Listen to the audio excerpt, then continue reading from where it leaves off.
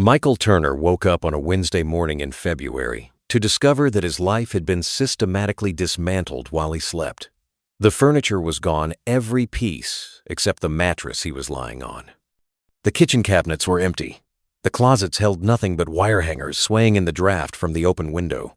Joy's clothes, her shoes, her toiletries, all vanished. Even the coffee maker they'd bought together at Central Festival was gone. Michael walked through the empty house in his underwear and t-shirt, his footsteps echoing on the bare tile floors, trying to understand what he was seeing.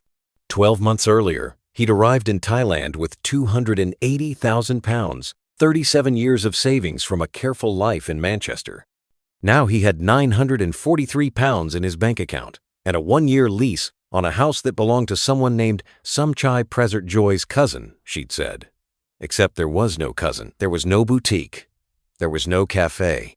There was only a 59-year-old British man standing in an empty house in Chiang Rai, finally understanding that the woman he'd followed halfway around the world had never been real at all. If you've been enjoying the stories I create, please consider hitting the subscribe button. Your support is crucial for the growth of this channel and helps me dedicate time to making these videos despite my commitment to a full-time job. Thank you for being here. Michael Turner had spent 37 years in the hospitality industry. He'd started as a night porter at a budget hotel in Salford at 22, worked his way up through reception, front office management, and eventually became the general manager of a mid-sized business hotel in Manchester city centre. It wasn't glamorous corporate travelers, conference groups, wedding receptions, but Michael was good at it, reliable, organized, the kind of manager who remembered regular guests' names and made sure the coffee in the breakfast buffet was always fresh. His marriage to Patricia had lasted 19 years before quietly falling apart. No infidelity, no dramatic fights, just two people who'd built parallel lives that rarely intersected. Patricia worked in NHS administration, long hours and constant stress. Michael worked evenings and weekends. By the time they sat down together, neither had anything left to give. The divorce was finalized in 2019. They sold the house in Didsbury and split everything exactly 50-50. Civil, amicable, depressing. Michael bought a small 2-bedroom terrace in Levenshulme with his share. Continued working. Dated occasionally, but nothing stuck. The hotel industry had changed dramatically over the years. Online booking systems, constant pressure on margins, corporate consolidation. What had once felt like a career now felt like maintenance. At 58, Michael was tired. Tired of complaints about Wi-Fi and breakfast times. Tired of staff turnover and budget cuts. Tired of pretending he still cared about occupancy rates. His company offered an early retirement package in late 2022. Not particularly generous, but enough. Michael took it, sold his shares in the hotel management company. When everything was settled, he had 280,000 pounds and a monthly pension of 1,400 pounds. Not wealthy, but comfortable. Enough to live modestly in Manchester for the rest of his life. Except Manchester felt gray. Literally gray, the sky, the buildings, the mood. Michael walked through the city centre on a Saturday afternoon in November and realized everyone looked exhausted, rushing. Stressed, cold. He was 59 years old and recently retired, and he couldn't think of a single thing he was looking forward to. His colleague from the hotel, a woman named Janet, who'd moved to Spain, kept posting photos on Facebook. Blue skies, beach lunches, smiling people. She'd comment on his posts occasionally. "You should get out of Manchester, Mike. Life's too short to spend it in the rain." Michael started researching. Portugal was popular with British retirees. Spain, even Bulgaria. But something about those places felt like admitting defeat. British people clustering together abroad, recreating British life in warmer climates. He wanted something different, something that felt like an actual change.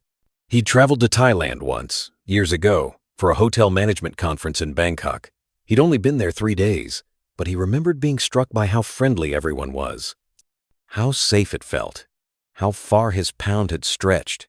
On a whim, he started looking at YouTube videos about retiring in Thailand. The costs were astonishingly low. A nice condo for £300 a month. Meals for £2. Healthcare that was both good and affordable. And the visa process, while bureaucratic, was manageable. for retirees. In January 2023, Michael booked a 2-week exploratory trip to Thailand. He told his mates at the pub he was just having a look, nothing serious. But he'd already been browsing property rental sites and expat forums. He was more serious than he wanted to admit. The flight from Manchester to Bangkok via Abu Dhabi took 14 hours. Michael arrived at Suvarnabhumi Airport on a humid Tuesday evening, jet-lagged and slightly overwhelmed. He'd booked a hotel in Sukhumvit, an area recommended by several travel blogs as central and expat-friendly. Bangkok hit him like a wall of heat and noise.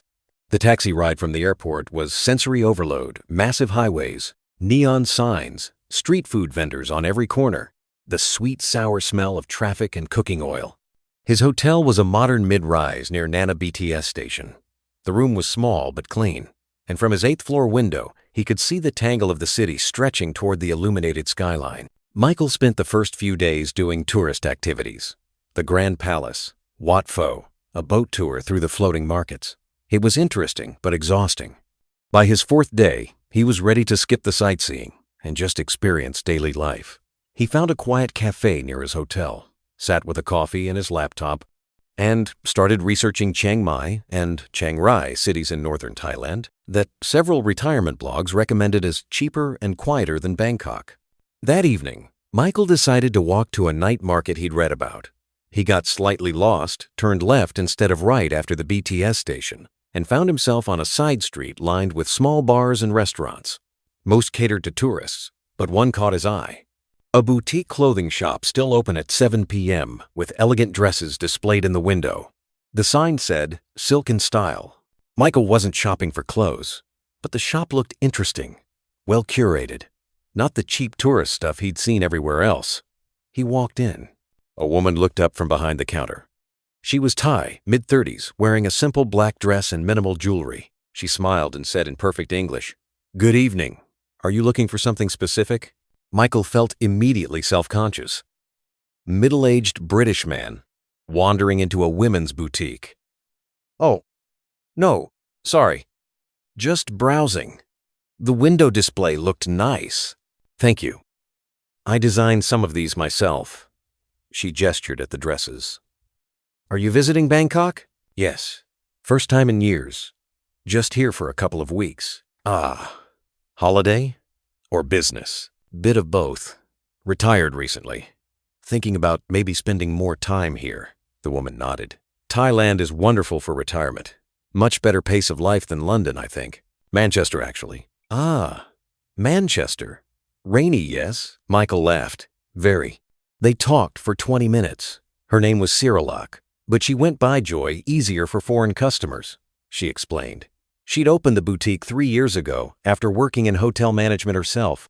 She'd studied hospitality at university in Bangkok, worked at several 5-star hotels, then decided she wanted to run her own business. The boutique specialized in high-quality Thai silk and contemporary designs. She had regular customers, expats, tourists, a few Thai women who appreciated quality. Michael found himself relaxing. Joy was easy to talk to, professional but warm. She asked about his hotel background, told stories about difficult guests and impossible demands. They laughed about shared experiences. When another customer came in, Michael said goodbye and left. He thought about her that evening. Not romantically, at least he told himself it wasn't romantic, just she'd been interesting, real, not trying to sell him anything or take advantage. Just a normal conversation with someone who understood his industry. The next day, Michael walked past the boutique again. It was closed. He felt oddly disappointed. On his 8th day in Bangkok, he walked past again. This time, it was open. Joy was arranging new inventory. She looked up and smiled when he entered. "The Manchester man returns. Did you decide you need a dress after all?" Michael laughed. "Not quite. I was just walking past. Thought I'd say hello. Would you like coffee? There's a good cafe next door. I'm due for a break." They had coffee. Talked for an hour. Joy asked about his retirement plans. Michael explained he was considering Thailand but hadn't decided where. Joy said if he wanted quiet and nature, Chiang Rai was beautiful. She had family there. It was nothing like Bangkok peaceful, surrounded by mountains, much cheaper. If he was serious about retiring in Thailand, he should consider the north. When Michael returned to his hotel that evening, he found himself smiling. He'd enjoyed that conversation more than any of the tourist activities.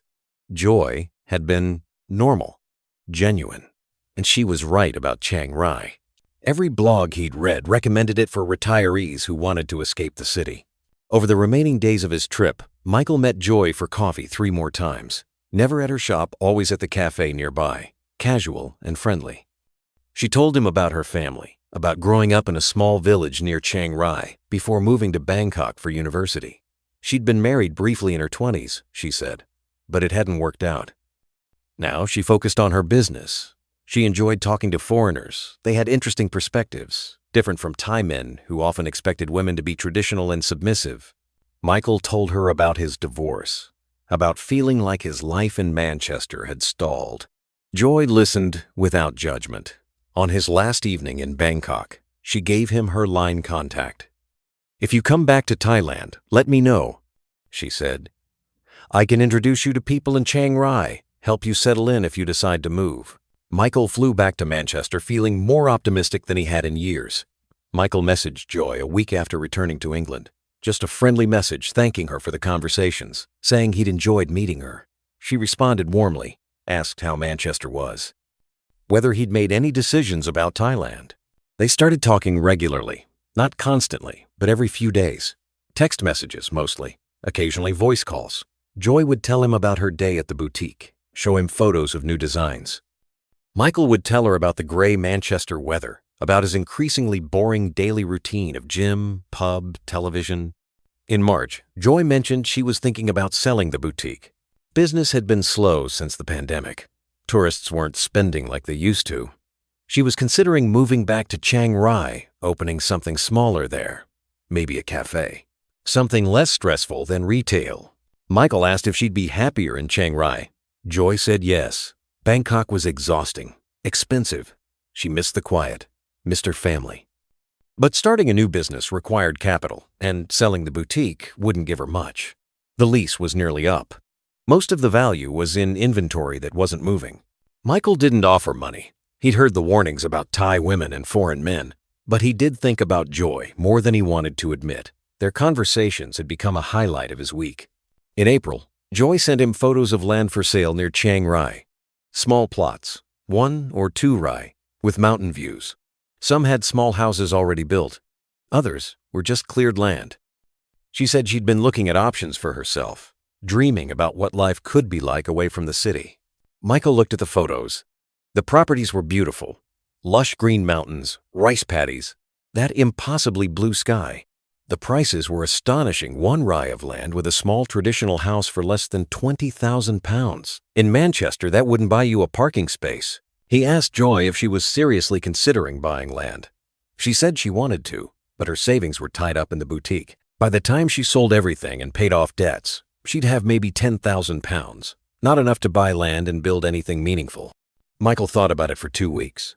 Then he made a decision that his friends would later tell him was insane.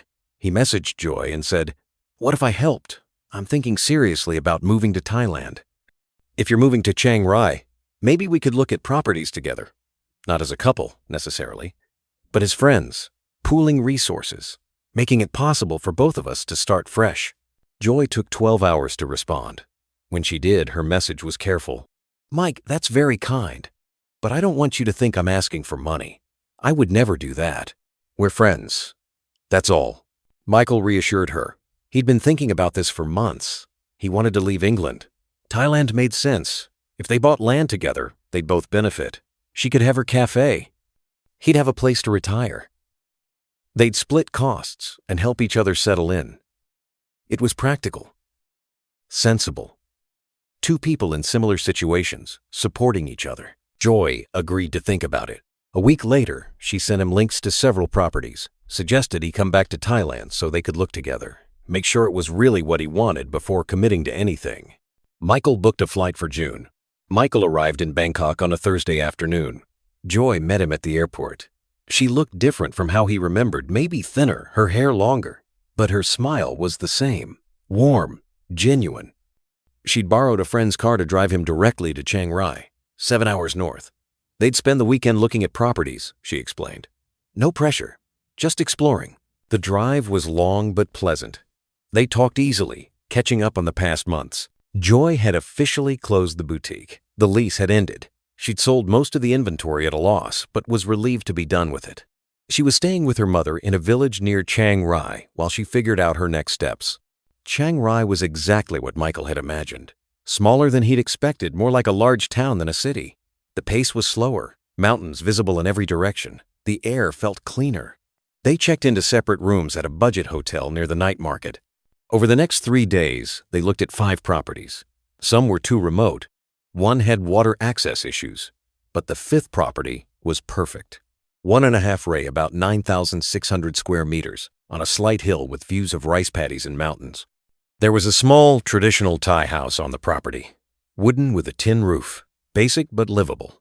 Room to build more if needed. The price was 1,800,000 baht, about 42,000 pounds. Michael stood on that land and felt something click into place. This was it. This was what he'd been searching for without knowing it. Space. Peace. A view that made Manchester feel like a prison he'd finally escaped. Joy was excited too. She could see exactly where she'd put a small cafe, open-air seating, views of the mountains, serving coffee and simple Thai food to tourists and locals. It would be perfect. That evening, they sat at a riverside restaurant and talked seriously about logistics. How would ownership work? In Thailand, foreigners couldn't own land outright. It would have to be in Joy's name, or held through a company structure. Michael had researched this. He knew the risks. But Joy suggested a compromise. They'd register the land in her cousin's name, someone, family, trusted, and Michael would be listed as a long-term leaseholder on the house they'd build. Legal protection for him. Flexibility for her. Michael asked to meet the cousin. Joy said of course. His name was Somchai. He lived in Chiang Rai, worked in construction, very reliable. She'd arrange a meeting. They met Somchai 2 days later. He was 40-ish, quiet, spoke limited English. Joy translated. Somchai said he'd be happy to help. No problem to have the land in his name if that made things easier for Michael. Farangs always had trouble with property law. This way was simpler. Michael had a lawyer review the paperwork, a local attorney who specialized in foreign property transactions. The lawyer raised concerns land in a Thai national's name with a foreign leaseholder was always risky, but said if Michael trusted Joy and her family, it was a common arrangement.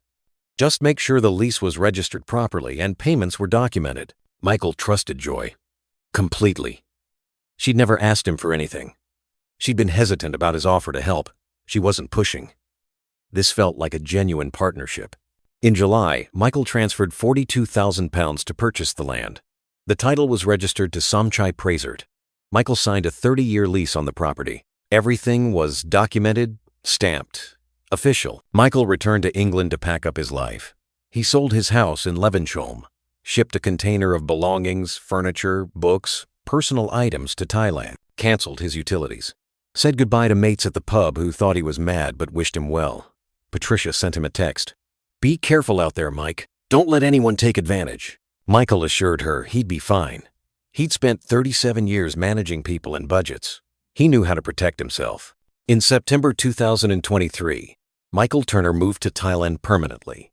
Joy picked him up from Chiang Rai Airport, drove him to their land. The property looked even better than he remembered. Joy had already started clearing areas for the cafe. His shipping container would arrive in 2 weeks. In the meantime, they'd stay in the small existing house, separate bedrooms, she insisted, just until they figured out building plans. That first night, sitting on the wooden porch watching the sun set over the mountains, Michael felt a profound sense of peace. He'd done it. He'd escaped. He was exactly where he was supposed to be. Joy cooked dinner. Rice, papaya salad, grilled chicken. They ate and talked about plans. Where to build the cafe. Where to expand the house. Maybe a small swimming pool eventually. The possibilities felt endless. Michael went to bed that night feeling happier than he'd been in years. He didn't notice that Joy had kept all the land documents. Didn't realize that his 30-year lease wasn't actually registered with the land office. Didn't know that Somchai wasn't Joy's cousin. He trusted. Completely. And that trust would cost him everything. The first 3 months were good. Really good. Michael's shipping container arrived. Joy helped him unpack, arrange furniture in the small house. They made it comfortable, not luxurious, but homey. Michael set up a small office area, bought a decent mattress, installed better lighting.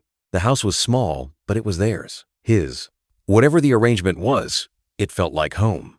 Joy spent her days planning the cafe. She'd sketched designs, researched equipment, talked to builders about construction costs. She estimated they'd need about 800,000 baht, roughly 18,000 pounds, to build a proper structure with kitchen facilities, seating for 20, and basic amenities. She'd contribute what she could from selling the boutique inventory. Michael would cover the rest.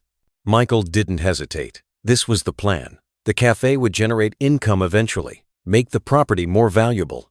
And seeing Joy excited about something, watching her dream take shape, made him feel useful, important.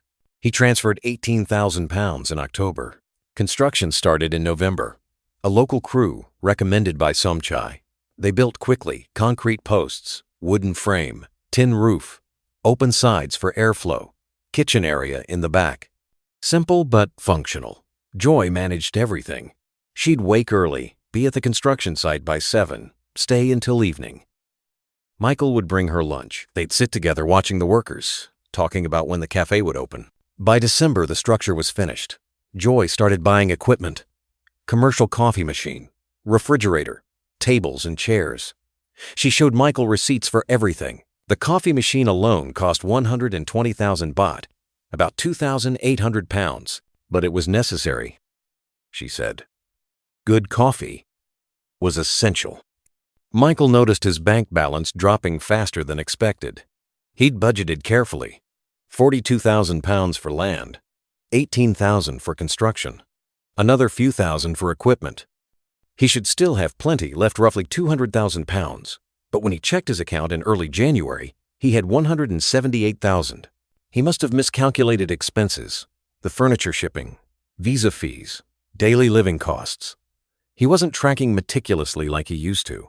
Joy handled most of the local expenses. She had the relationships, spoke the language.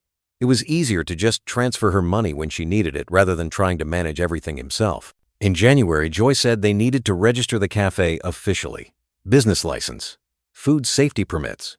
She'd spoken to someone at the local government office.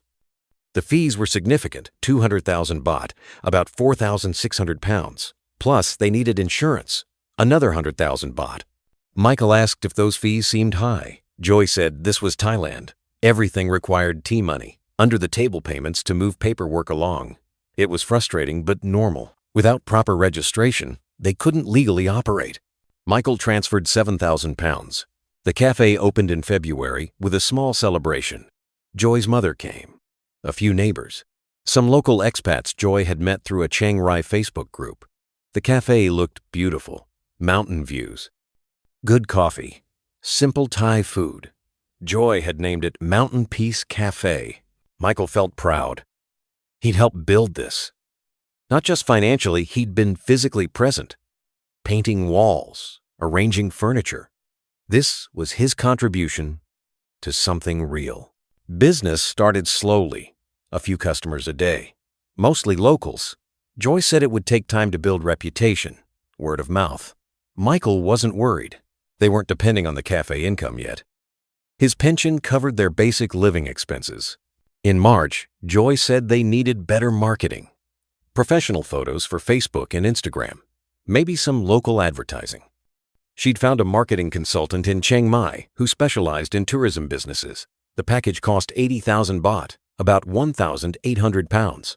Michael hesitated. The cafe wasn't generating much income yet. Should they invest more before proving the concept?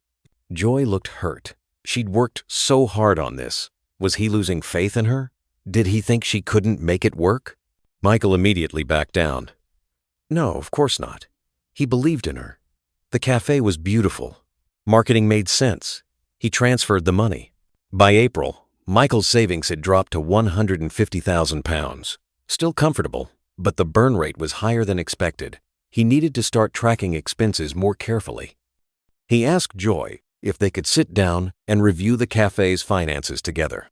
Income versus expenses, cash flow projections. Joy agreed, but seemed defensive. Did he not trust her? She'd been managing everything while he relaxed. She'd kept receipts. Everything was documented. If he wanted to micromanage, she could show him everything. Michael said he wasn't micromanaging. He just wanted to understand their financial position, Plan for the future. They spent an evening going through paperwork. Joy had receipts for most things. Some were in Thai, Michael couldn't read them, but they looked official. The numbers seemed to add up, more or less. Maybe he'd been wrong. Maybe he was just being paranoid like Patricia had warned. In May, Joy said the house needed renovations. The roof leaked during heavy rain. The bathroom was outdated and barely functional. They should do it properly. Upgrade everything. Make it actually comfortable for long-term living. Michael agreed. The house did need work. He'd been making do with basic facilities, but proper renovations made sense. Joy said Somchai could handle the construction. He'd give them a good price. Family discount. The renovation estimate was 380,000 baht. About 8,800 pounds. Materials, labor, timeline of 6 weeks. Michael transferred the money. The renovation started in June. Workers arrived, tore out the bathroom, started repairing the roof. But after 2 weeks, progress seemed slow. Michael asked Joy when it would be finished. She said Thai construction always took longer than expected. The workers had other jobs. They'd come back. Don't worry. By July, Michael's savings were down to 135,000 pounds. The renovation was still incomplete. The cafe was barely breaking even. And Joy had started mentioning another opportunity. A friend in Chiang Mai wanted to sell a small guest house. Great location. Fully furnished. Could generate steady income. They could manage it remotely. Only 1.5 million baht, about 35,000 pounds. If they acted fast, they could get it. Michael said no. That was the first time he'd said no to anything. They couldn't afford another investment until the cafe was profitable, until he understood their complete financial picture. Joy went quiet, cold. She spent 3 days barely speaking to him. Then she said maybe he should go back to England if he didn't trust her anymore. Maybe this partnership wasn't working. Michael panicked. He'd burned his bridges in England, sold his house. He couldn't just go back. And he did trust Joy. He was just being cautious, practical. It was his training from decades in hotel management, watch the numbers. But Joy made him feel like he was the problem, like his caution was insulting her. Michael apologized, said they could look at the guest house. He'd keep an open mind. They drove to Chiang Mai, looked at the property. It was nice. Older building, but in good condition. The friend, a Thai woman Joy introduced as Pai Nong, said she needed to sell quickly. Family situation. The price was negotiable. They went back and forth. Eventually agreed on 1.3 million baht, 30,000 pounds. Michael transferred the money. The guest house was registered in Somchai's name. For simplicity, Joy explained. Same arrangement as the land. Michael would be listed as the operator under his visa. Legal protection. By August, Michael had 100,000 pounds left. Michael met other expats through a Chiang Rai social group. British, Australian, German, American men, mostly in their 50s and 60s who'd retired to Thailand. They met once a week at a bar near the night market, drank beer, talked about visa runs and healthcare and how much the exchange rate had changed. One of the regulars, an Australian named Greg, asked Michael how he was settling in. Michael said great. He'd bought land, opened a cafe, even invested in a guest house in Chiang Mai. Living the dream. Greg's expression changed. You bought land? In your name? Well, no. It's complicated. It's registered to my partner's family.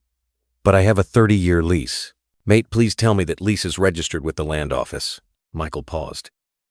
I assume so. My partner handled the paperwork. Greg shook his head. You need to check that. Seriously. Tomorrow. Unregistered leases aren't worth shit in Thailand. If the land gets sold, or if your relationship goes bad, you've got nothing. Michael felt defensive. His situation was different. Joy wasn't like the women these guys always complained about. She had her own business before they met. She wasn't asking him for money. They were investing together. Partnership. Another expat, a Brit named Colin, laughed. Mate, she's got land in her family's name and you paid for it. She's got a cafe you funded, a guest house you bought, and you think she's not asking for money? Michael left early that night. These guys were cynical, bitter, probably had bad experiences that colored their judgment. His situation was different, but the conversation nagged at him. That night he asked Joy if the lease was registered. She said yes, Of course. Why would he ask? Did those jealous old men at the bar put doubts in his head? Michael said no, he was just asking, making sure. Joy said if he didn't trust her, maybe they shouldn't be partners. Maybe he should check everything himself. Treat her like a business transaction instead of a person. Michael apologized. He trusted her. He was just being thorough. In September, Michael decided to verify the lease registration himself. He went to the local land office, brought his passport and the lease documents Joy had given him. The officer looked at the paperwork and said this wasn't a registered lease, just a private contract, not legally binding if the land was sold or transferred. Michael felt sick. He asked if they could register it now. The officer said only the landowner could initiate that. He'd need Somchai to come to the office with him. Michael called Somchai. No answer. He asked Joy to contact him. She said Somchai was working on a project in another province. He'd be back in 2 weeks. They'd sort it out then. 2 weeks passed. Somchai didn't return. Michael asked again. Joy said he was still away. Stop being paranoid. The lease was fine. Just a paperwork technicality. Michael let it drop, but the anxiety sat in his stomach like a stone. In October, Michael checked the guest house in Chiang Mai. Drove down himself without telling Joy. The building looked fine from the outside. But when he tried to enter, a Thai woman came out asking what he wanted. She said this was her guest house. She'd owned it for 3 years. Michael showed her his documents. The sale agreement. His receipt. The woman looked confused. She'd never sold the guest house. Never met anyone named Pai Nong. This was a scam, she said. Happened sometimes fake sellers showing properties they didn't own. Michael felt the world tilt. 30,000 pounds. Gone. Into a fake property sale. He drove back to Chiang Rai in a daze. Confronted Joy that evening. Told her what he'd discovered. Joy seemed shocked. Said she'd been scammed too. Pai Nong had seemed so legitimate. She'd had documents. This was terrible. They should report it to the police. Michael said they needed to report it immediately. Get the money back. Joy agreed. Said she'd handle it. She knew people at the police station. She'd file the report tomorrow. She never filed a report. When Michael asked about it a week later, Joy said she'd talked to the police. They said this type of fraud was hard to prosecute. The money was gone. They should consider it a lesson learned. Michael felt trapped. 85,000 pounds spent on land and construction. 30,000 pounds lost to a fake guest house sale. His savings were down to 85,000 pounds. Still survivable, but the buffer he'd counted on was disappearing fast. In November, Joy said the cafe needed more inventory. Better ingredients, expanded menu. Tourism season was coming. This was their chance to make the cafe profitable. She needed 50,000 baht, about 1,200 pounds. Michael said no. They needed to stop spending. Reassess. Make sure the cafe could support itself before investing more. Joy's response was cold. You don't trust me anymore. I can see it. You think I'm stealing from you. Michael said that wasn't it. He was just being careful. Then give me the money. Prove you trust me. Michael transferred 1,200 pounds. By December, he had 83,000 pounds left. Christmas was tense. Joy barely spoke to him. She spent most of her time at the cafe or visiting her mother. Michael spent the holiday alone in the half-renovated house, wondering how everything had gone so wrong. In early January, Michael insisted they sit down and create a complete financial accounting. Every baht spent, every investment made, complete transparency. Joy refused. Said he was treating her like a criminal. After everything she'd done, all the work she'd put in, this was how he thanked her? With suspicion and accusations? Michael said he wasn't accusing anyone. He just needed to understand their financial position. Joy said if he wanted answers, he should ask Somchai. He handled all the construction finances. She'd just been managing day-to-day operations. Michael tried to contact Somchai. The number Joy had given him was disconnected. He asked Joy for a new number. She said Somchai changed phones often. Work reasons. She'd get the new number. She never provided it. In mid-January, Michael contacted his lawyer in Chiang Rai, the attorney who'd reviewed the original land documents. He asked the lawyer to investigate. Find out who actually owned the land. Verify the lease. Check if the cafe business was properly registered. The lawyer did a title search. The land was registered to Somchai Prasert, but the address listed was in Pattaya, 800 kilometers away. The lawyer said this didn't necessarily mean anything. People registered things at various addresses for tax purposes. But when the lawyer tried to verify the business registration for the cafe, there was no record, no license, no legal entity. The cafe was operating completely under the table. Michael asked about the permits Joy had paid for, the 200,000 baht for registration fees. The lawyer said those permits didn't exist. Either Joy had been scammed or she'd pocketed the money. Michael confronted Joy that evening, showed her what the lawyer had found. Joy exploded, screamed at him in Thai and English, said he was calling her a liar, a thief. After everything she'd done for him, she'd brought him to Thailand, given up her life in Bangkok, built a business with him, and this was how he repaid her, with lawyers and investigations? Michael tried to stay calm, said he wasn't accusing her. He just needed to understand what happened to the money. Joy said, "You said you trust me. Now you show you don't. Maybe you should go back to your country." She walked out, didn't come back that night. Michael barely slept, lay awake doing calculations. Between land purchase, construction, equipment, renovations, the fake guest house, and daily expenses, he'd spent approximately 197,000 pounds. He had 83,000 left. His pension was 1,300 pounds a month. If he stopped spending immediately, he could survive, rent somewhere cheap, live modestly. But all the money he'd put into property was gone. The land wasn't his. The cafe wasn't registered. The guest house didn't exist. He'd been systematically dismantled. Joy returned the next afternoon, calmer. She said they needed to talk, sat down across from him at the kitchen table they'd bought together. "Mike, I think this isn't working. You don't trust me. You never did. You've been treating me like an employee, not a partner. I think you should leave." Michael felt panic rise. "Leave? This is my home. I put everything into this." "It's not your home. It's Somchai's land. I've been letting you stay here out of kindness. But if you're going to treat me like a criminal, I don't want you here." "Joy, please. Let's just talk about this. We can fix whatever went wrong." "There's nothing to fix. You wanted a perfect Thai girlfriend who'd be grateful for your money. But I'm not that person. I'm a business owner, an equal partner, and you never saw me that way." She stood up. "I'm going to stay at my mother's for a few days. I want you to think about whether you really want to be here. Because if you stay, things need to change. You need to trust me completely, or this doesn't work."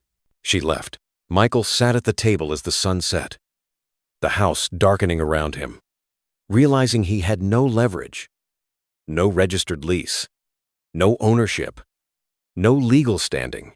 He was a guest in a house he'd paid to build on land he'd paid to buy, and the woman he'd trusted completely had just told him to leave. He didn't sleep that night, or the next night.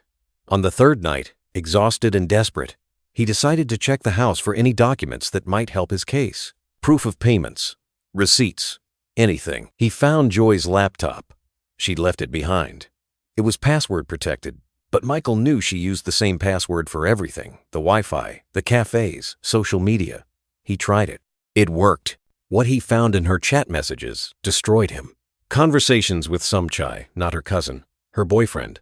Messages spanning back 2 years before Michael had met her. Plans about the English guy, how much they could get, how to structure things so the assets stayed with them. Photos of construction progress with captions like, "using his money well," followed by laughing emojis. Messages with other men, Europeans, Americans, Australians. Similar conversations, similar plans. Some abandoned when the men got suspicious too early. Others successfully completed, money extracted, men sent away. The boutique had never existed. The photos Joy showed him were from someone else's shop. Painong, the woman who'd sold them the guest house, was Somchai's sister. The whole thing had been staged. There was no guest house sale. The 30,000 pounds had just gone directly into their accounts. Michael read for hours, saw his entire relationship dissected into tactical decisions. When to ask for money, when to pull back, when to create distance to make him pursue her. He'd been a mark, a target, a funding source for a life she was building with someone else. When Joy returned the next morning, Michael was sitting at the kitchen table with her laptop open. She saw what was on the screen. Her face didn't change. No shock, no guilt, just tired resignation. "You weren't supposed to see that," she said quietly. "Any of it real? Any of this? Does it matter?" "Yes, it matters to me." Joy sat down. Look, Mike, you came to Thailand looking for something. You found it. You had a nice year. You gotta feel important, feel needed, build something. That was real for you, and I gave you that. You stole from me. You gave it to me. Voluntarily. Every pound. I never forced you. You lied. About everything. I played a role. You wanted a partner. I gave you one. But it was always business. You just didn't want to see it. Michael couldn't speak, couldn't process what he was hearing. Joy stood up. I'm going to stay away for a few days. When I come back, I want you gone. You can try to fight this legally, but you won't win. Everything is in Thai names. You can't prove fraud. You gave money voluntarily. The police won't help you, so just go home. Cut your losses. She walked to the bedroom, packed a bag, walked out. Michael sat there until dark, then sat through the night. The next morning, he called his lawyer, explained everything. The lawyer was sympathetic but confirmed what Joy had said. Without proof of coercion or forged documents, Michael had no case. He'd entered into agreements voluntarily. Thai courts wouldn't rule in his favor. Michael asked what he should do. The lawyer said gather whatever belongings he could carry and leave. The house, the cafe, everything tied to that land was lost. Focus on survival. Michael packed 2 suitcases, his clothes, his laptop, some photos, left everything else. The furniture he'd shipped from England, books, personal items, all of it. He called a taxi to take him to Chiang Mai. He'd find a cheap guest house, figure out his next steps. As he waited for the taxi, he walked through the empty cafe one last time, saw the tables he'd helped carry, the coffee machine he'd paid for, the view he'd fallen in love with. All of it built with his money, none of it his. When the taxi arrived, Michael took one last look at the house, the property, the dream he'd followed halfway around the world. Then he got in and drove away. He didn't look back. Michael checked into a guest house in Chiang Mai's old city. 200 baht per night, about £4.60. A tiny room with a single bed, shared bathroom, no air conditioning. The kind of place backpackers stayed. Not where a 59-year-old retired hotel manager should end up. He had £83,000 left. His pension was £1,300 monthly. If he was extremely careful, he could survive. But the life he'd imagined, the property, the passive income from the cafe, the comfortable retirement was gone. The first week, Michael barely left the room, lay on the hard mattress staring at the ceiling, replaying every decision, every conversation, every moment he'd chosen to trust instead of verify. The signs had been there. Greg and Colin had warned him. Patricia had warned him. Even the lawyer had raised concerns. But he'd dismissed everyone because he'd wanted to believe. He'd wanted to believe Joy was different, that their connection was real, that at 59, recently divorced and lonely, he'd found something genuine. But it had all been theater. Every smile, every conversation, every shared dream. Joy had studied him, identified his vulnerabilities, loneliness, need for purpose, desire to feel important, and exploited them systematically. In the second week, Michael forced himself to act, contacted his bank in the UK, set up online access to his remaining accounts, created a budget. With his pension and careful spending, he could rent a basic apartment for 6,000 baht monthly. Eat simple meals for 4,000 baht. Visa expenses, transport, emergency buffer. He could survive on about 30,000 baht per month, £700. His pension would cover that with £400 left over. He'd have to stop drawing down savings. He'd survive, but barely, and he'd never return to England. The money left wasn't enough for a deposit on a UK flat, and he couldn't face the humiliation of explaining to everyone what had happened. Michael found a shared flat in a Thai neighborhood on the outskirts of Chiang Mai. 2 bedrooms, he'd rent one for 5,000 baht monthly. His flatmate was a 28-year-old English teacher named Tim from California. Nice kid. Didn't ask too many questions about why a man Michael's age was living in a room meant for backpackers. Michael tried reporting everything to the tourist police. They listened politely, took notes, said they'd investigate. He never heard back. When he followed up, they said there wasn't enough evidence. Everything had been voluntary. Property registered properly under Thai law. No fraud they could prosecute. He considered hiring a private investigator, find some chai, build a case. But the lawyer told him it would cost at least £20,000 with no guarantee of success. And even if he proved fraud, collecting money from a Thai national as a foreigner was nearly impossible. Michael had to accept it. The money was gone, £200,000. His entire retirement savings except the remaining $83,000 and his monthly pension. In March, Michael started volunteering at a local expat community center. They needed someone to organize social events. Michael's hotel management background made him perfect.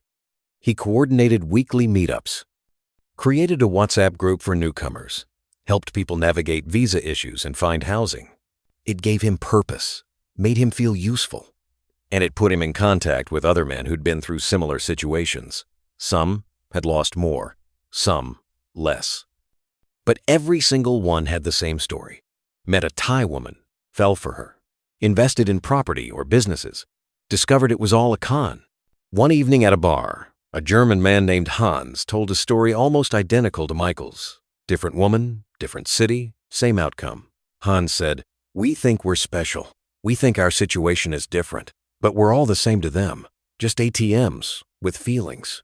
Michael started giving talks at the Expat Center, warning newcomers about common scams, red flags to watch for, how to protect yourself legally. If you're going to buy property, use a proper lawyer.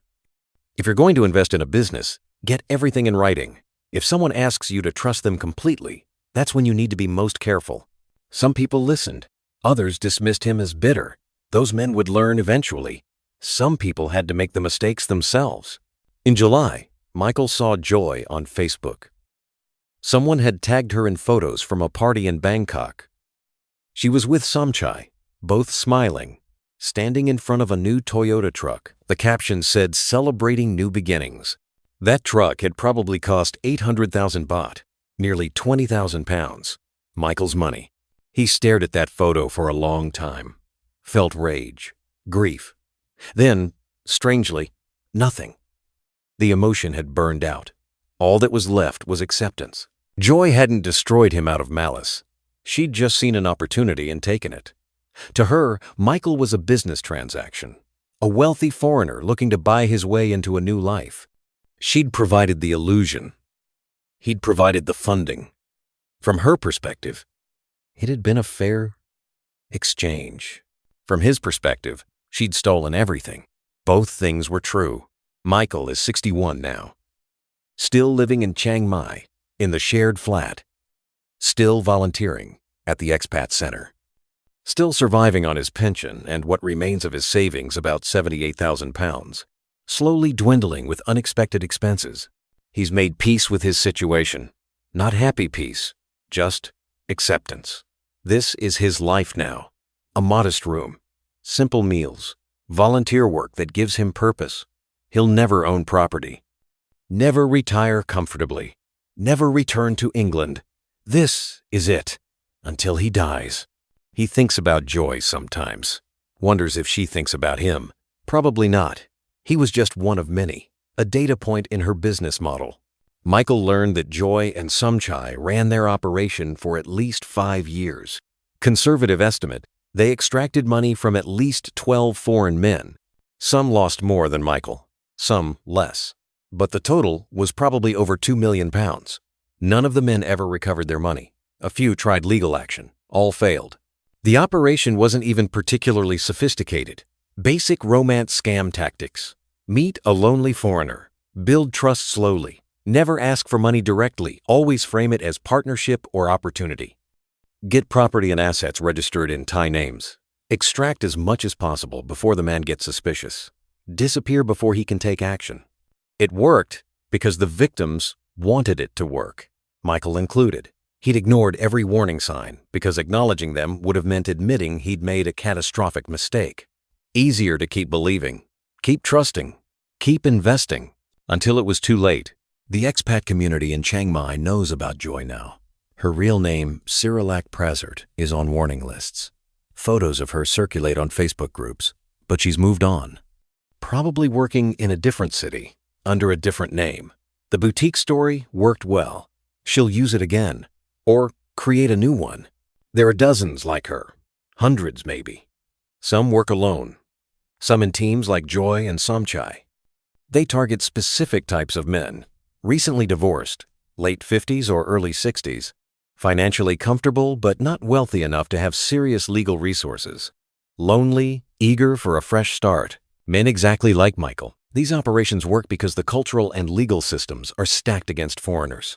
Property laws favor Thai nationals. Police rarely prosecute relationship fraud. Courts assume foreign men knew the risks. And the social stigma keeps victims quiet. Nobody wants to admit they were scammed, that they were the stupid one who fell for an obvious con. Michael tells his story to every newcomer who'll listen, not to be bitter, but because silence enables the next victim. If even one person hears his warning and asks better questions, does proper due diligence, protects themselves legally, it's worth the embarrassment. His message is simple. If she asks you to move, don't follow. If it's real love, she'll walk with you, not ahead of your money. Trust isn't the same as faith. Trust is earned through transparency and time. Faith is just hope with your eyes closed. Michael knows now that he'd operated on faith. He'd wanted to believe so badly that he'd closed his eyes to obvious reality. That faith cost him everything. Michael volunteers 3 days a week at the Expat Center, runs a support group for men who've been scammed. The group meets Tuesday evenings, usually 5 to 8 men. Ages range from 45 to 72. Nationalities: British, American, Australian, German, Dutch. Different stories, different women, same outcome. They sit in a circle at a community center near Chang Phuic Gate, drink coffee, tell their stories. Sometimes there's anger, sometimes grief, mostly just exhausted acceptance. A new member joined last month, Australian man named Robert, 64. He'd met a woman in Phuket. She'd owned a restaurant, she'd said, needed money to expand. He'd sent 80,000 Australian dollars over 18 months. Then she'd disappeared. The restaurant had never existed. Robert was devastated, suicidal, kept saying he couldn't believe he'd been so stupid. Michael told him what he tells everyone. You weren't stupid. You were human. These people are professionals. They know exactly how to make you believe. Stop blaming yourself for wanting connection. Start learning how to protect yourself going forward. The group helps. Not financially, none of them have money to spare, but emotionally. Knowing you're not alone, not the only fool, not uniquely defective. That helps. Michael also started a blog, Expat Warnings Thailand. Posts stories from victims who want to share. Explains common scam patterns. Offers practical advice on property law, business registration, legal protection. The blog gets about 2,000 views a month. Small audience. But he gets occasional messages from people thanking him, saying his warnings saved them from making the same mistakes. Those messages make the humiliation worth it. Michael has no contact with Joy, blocked her on every platform, but he hears things through the Expat network. She's apparently in Pattaya now, running a similar operation. Different story this time, she's an English teacher looking to open a language school. Same structure, same outcome, eventually. The police in Chiang Rai confirmed they'd had complaints about her going back years. But proving fraud was nearly impossible. Every transaction voluntary, every asset legally registered. Smart operators knew exactly how to stay on the legal side of the line. Michael asked if there was any chance of prosecution. The officer said maybe if they could prove conspiracy. Multiple victims coordinating testimonies, pattern of behavior, but it would take time and resources. And even if successful, getting money back from convicted scammers in Thailand almost never happened. Michael had to let it go. Carrying rage was poisoning what little life he had left. In September, Michael celebrated his 61st birthday alone in his room, made himself instant noodles, watched Netflix on his laptop, thought about where he'd imagined being at this age versus where he actually was. He'd imagined sitting on a porch, overlooking mountains, maybe sharing a meal with someone. Comfortable, secure, content. Instead, he was in a 9-square-meter room with a shared bathroom, eating 40-baht noodles, his life savings nearly gone. But he was alive. He had a pension. He had purpose through his volunteer work. He had friends, other damaged men trying to rebuild. It wasn't the life he'd wanted, but it was the life he had. His only remaining anger wasn't directed at Joy. It was directed at himself, for ignoring obvious signs, for prioritizing faith over verification, For being so lonely and desperate that he'd handed control of his entire life to someone he'd known for 6 months. The worst thing Joy took wasn't his money. It was his ability to trust. Michael knows he'll never have another relationship. Can't risk it. Can't trust himself to see the truth. The paranoia is permanent. That's the real cost. Not the pounds, the isolation. Michael Turner is 61 years old and living in a shared flat in Chiang Mai. He has 78,000 pounds left from his original retirement savings of 280,000. His monthly pension of 1,300 pounds covers basic expenses. He'll survive until he dies, but he'll never be comfortable again. He spends his days volunteering, running support groups, maintaining his warning blog, and helping newcomers avoid his mistakes. It's purposeful work, important work, but it's also a constant reminder of his failure. He thinks about England sometimes. The terrace house he sold, the pub where his mates gathered, cold, rainy Saturdays watching football. He could go back. His pension would stretch further in Manchester than in Chiang Mai, but he can't face the humiliation. Everyone warned him. Patricia, his friends. He dismissed them all as pessimistic, proven them right in the worst way possible. So he stays, surviving, warning, hoping his story prevents even one person from making the same mistake. The land he bought is still there. Michael drove past it once, 6 months ago. Couldn't help himself. The cafe is operating. Different name. Run by some Chai's sister, apparently. The house is lived in. Someone's laundry hanging on the line. A dog in the yard.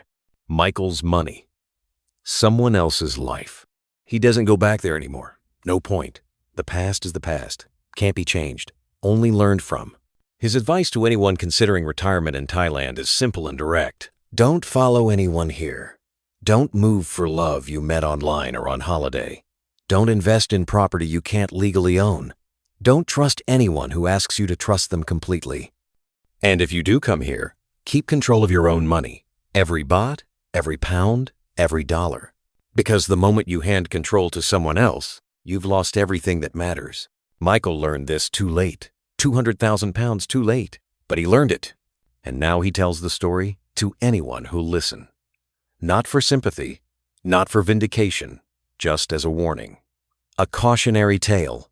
A data point in the ongoing pattern of lonely men who follow women to Thailand and lose everything they own. Michael Turner followed love to Thailand. Or what he thought was love. What he actually followed was a carefully constructed illusion designed to extract maximum value from a vulnerable target. And by the time he understood the difference, everything he owned was gone.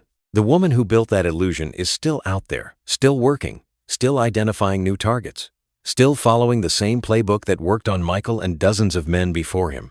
She'll continue until she's caught, or until she has enough money to retire herself. But she probably won't get caught. She's too careful, too experienced, knows exactly how to stay legal while destroying lives. That's the reality Michael lives with now. The woman who took everything from him will face no consequences, will never repay a penny, will continue doing exactly what she did to him to other men who were just as lonely, just as hopeful, just as willing to believe. And Michael can't stop her, can only warn, can only hope that his humiliation serves as education for someone else. That's all that's left. His story, his warning, and the hope that maybe, just maybe, one person will listen. If you found this story valuable, please subscribe to support more investigative documentaries about love scams and true crime. Your support helps me continue creating these important stories. Thank you for watching.